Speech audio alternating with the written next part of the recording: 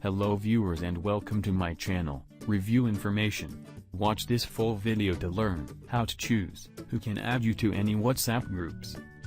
Subscribe to my channel and hit the bell icon to get notified any updates.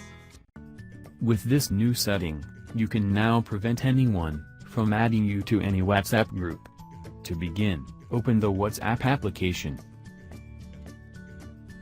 Tap on the three dots from the top right corner. A drop-down menu will open. From this menu, tap on Settings. From Settings, go to Account. Now tap on Privacy. From Privacy, find the option Groups. Tap on it.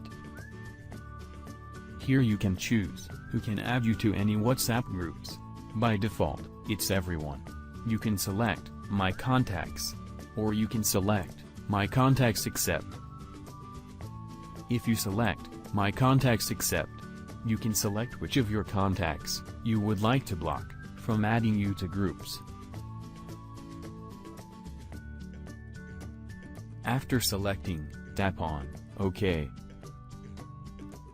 In this way, you can choose who can add you to groups on WhatsApp. Thank you for watching. Hope you guys enjoyed my video. Please subscribe my channel for more videos. Goodbye.